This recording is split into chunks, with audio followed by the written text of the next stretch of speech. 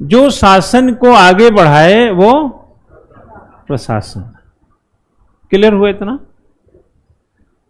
जो शासन को आगे बढ़ाता है, यानी मोदी जी की सरकार को जो आगे बढ़ाए। मोदी जी के पास क्या सड़क की पॉलिसी है, तो जो सड़क बनाता है, बनवाता है, आगे बढ़ा रहा है ना। पानी की टंकी जो बनवाता है, हॉस्पिटल जो बनवाता है, वो सब प्रशासन करता है। प्रशासन का मतलब होता है आगे बढ़ाने वाला। क्या आगे बढ़ाएगा?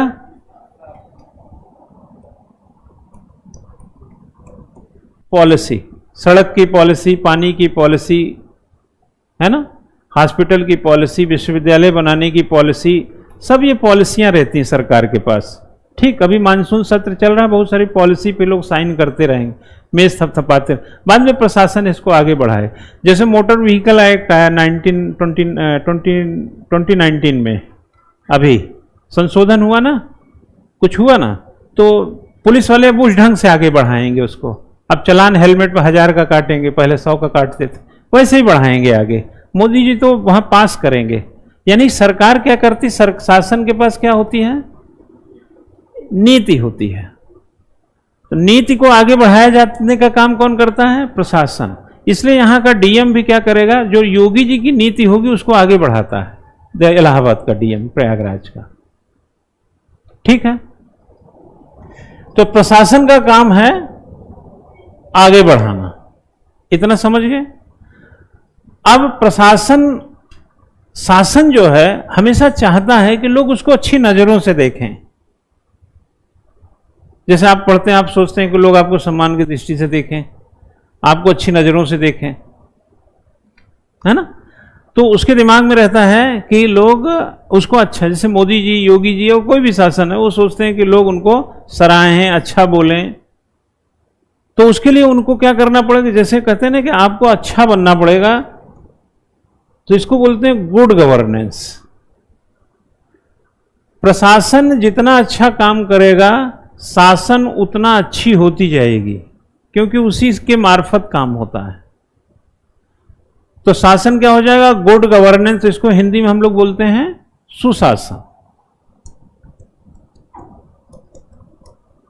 ठीक है ना, सुशासन।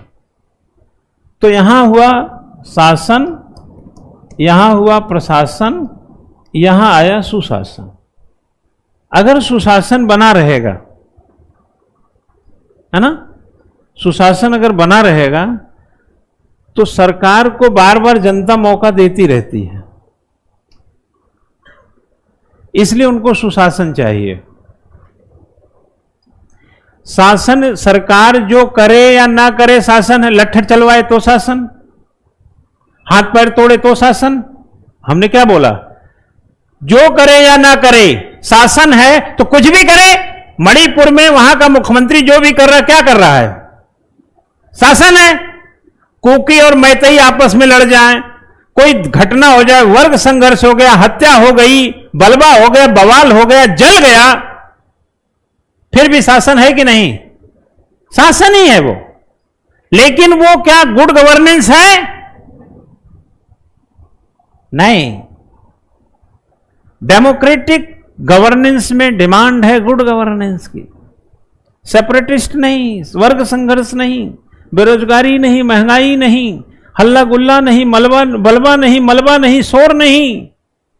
क्यों? क्योंकि ये गुड गवर्नेंस को खतरे में डाल देंगे। शासन तो आप रहेंगे, लेकिन गुड गवर्नेंस नहीं रहेंगे। अगर गुड गवर्नेंस नहीं रहेंगे तो जनता आपको हटा देगी 5 साल में, क्योंकि जनता को पीस एंड हैप्पीनेस चाहिए।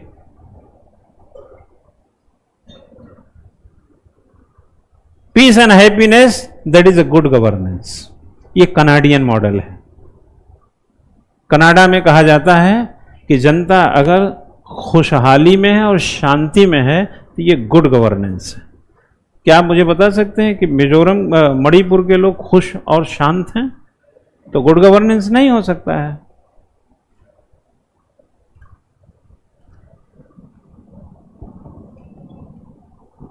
ठीक है, इतना समझ गए आप?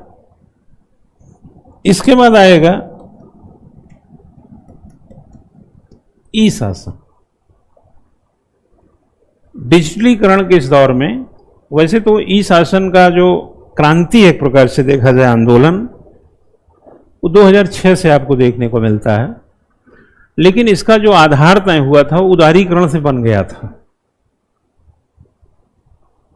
ठीक है, वैसे तो देखा जाए तो 90s के टाइम में जो कंप्यूटर क्रांति आई थी, वहां से कहीं ना कहीं इसका प्रभाव देखने को मिलता है, लेकिन इस देश में 1970 में ही इलेक्ट्रॉनिक विभाग आ गया था और 1977 में इंफॉर्मेटिक्स सेंटर आ गया था।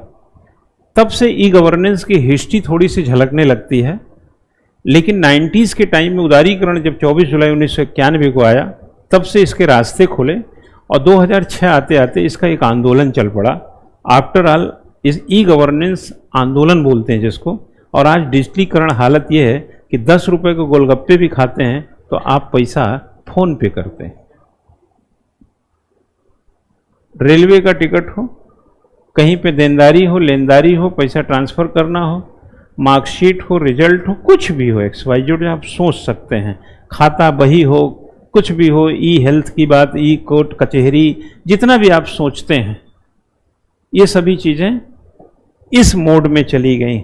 यह मोड जो है क्या किया, एक स्मार्टनेस को डेवलप किया, समय को कम बचाया, मतलब समय खर्च नहीं होने दिया ज़्यादा, और झंझटों से मुक्त रखा, आना जाना अननेसेसरी चीज़ों को रोका। और ई गवर्नेंस की स्थिति यह है कि किसानों के खाते में जो पैसा जाते हैं प्रधानमंत्री सम्मान निधि का, सब ये ई शासन है। यानी सरकार जितना भी इलेक्ट्रॉनिक इस्तेमाल करके सत्ता चलाती है उसको ई शासन कहते हैं, ऑनलाइन शासन, जो ऑनलाइन से करती है। मोदी साहब जैसे दिल्ली में बैठकर पूरे देश को संबोधित कर देते हैं, है ना, सब ई शासन। पार्लियामेंट की कार्रवाई आप कैसे देखते हैं, टीवी वगैरह में देख रहे हैं आजकल, सब इसको आप समझिए कि एक प्रकार से ई गवर्नेंस का दौर चल रहा है। तो एक टॉपिक ये है, शासन है, प्रशासन है, सुशासन है, ई शासन। और लास्ट में एक टॉपिक आता है वैल्यूज का, क्योंकि जिस पर ये टिका है उसका वैल्यूज क्या है। जैसे मैंने आपको कहा कि पढ़ाई आप पे टिकी है, लेकिन आपका मूल्य क्या है, यानी मूल्य का मतलब पसंद नापसंद क्या है। जो तुमको हो पसंद वही बात करेंगे, जो सिविल सर्विसेज को पसंद है वही बात करेंगे, दैट इज वैल्यूज। करेला की सब्जी नहीं पसंद होना भी वैल्यूज है, लौकी पसंद होना भी वैल्यूज है। तो लोक सेवक जो है उसका क्या वैल्यूज है, क्या भूमिका है। अगर रिश्वत होगा, भ्रष्टाचार होगा, ये सब पसंदगी के हिस्से होंगे, तो ये सारी चीजें इफेक्ट कर देंगी।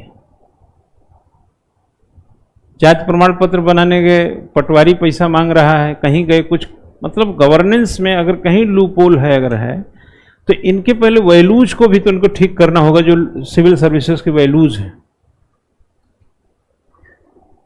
यह 5 चीजें आप अगर इसको एलोबरेट ढंग से जान गए और इसके क्वेश्चंस निकाल लिए और थोड़े उसके जो नोट्स हमने बनवा दिए और राइटिंग फॉर्म में इसको डेवलप कर लिया, तो यह आपके लिए रामबाण हो जाएगा। जो भी सवाल आएगा इसमें से कर सकते हैं। इतना ही नहीं, इतना पढ़ने के बाद आप एथिक्स का जो चौथा प्रश्न पत्र है उसमें 4 सेक्शन के बाद, शुरू के 4 सेक्शन के बाद 5वें 6वें से जाएंगे। 6वें 7वें 8वें को देखिए, 8वां तो केस स्टडी हो जाता है, 5वें से देखेंगे तो आपको इंटीग्रिटी की बात की जाती है, सिविल सर्विसेज वगैरह की, ईमानदारी, आचरण, है ना। तो जो ईमानदारी और आचरण की बात है, आप देखेंगे थोड़ा प्रशासन यहां जिक्र कर रहे हैं और बाद में हमने वैल्यूज की बात यहां भी किया, तो इसका कोरिलेशन वहां भी बनता है।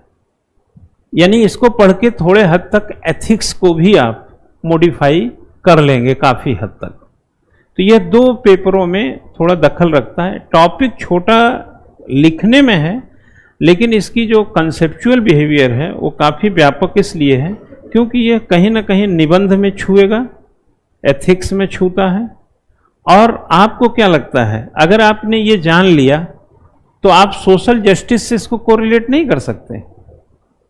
सोशल जस्टिस भी तो है ना भाई, मणिपुर को क्या चाहिए, सोशल जस्टिस। अब वैसे तो आप SC ST वोमेन या विकलांग या दिव्यांग ऐसे वर्गों के लिए जो काम करते हैं आप सोशल जस्टिस के दायरे में रखिए, लेकिन पीस एंड हैप्पीनेस नहीं है तो कोई भी व्यक्ति विक्टिमाइज है। भाई नक्सलवाद क्या है? अगर वहां पर नक्सलवाद उदय हो रहा है, मान लो नक्सली अभी खत्म नहीं हो रहे हैं, तो अगर उनको पैदा ही क्यों हुए? क्या उनके साथ कोई सामाजिक अन्याय हो गया क्या? हाँ, ये हुआ होगा ना भाई। अगर राजस्थान के गुज्जर कहते हैं हमको ST में डाल दो, तो वो कहते हैं कि मीणा की तुलना में कहीं उनके साथ सामाजिक अन्याय तो नहीं हो गया? ये भी तो देखना पड़ेगा ना। तो सोशल जस्टिस का दायरा भी कॉन्स्टिट्यूशनल और गवर्नेंस के फीडबैक से बाहर नहीं है। तो ये एलोबरेट है अपने आप में, एक जगह पे टिका हुआ नहीं, इसका फ्लो बहुत बड़ा है।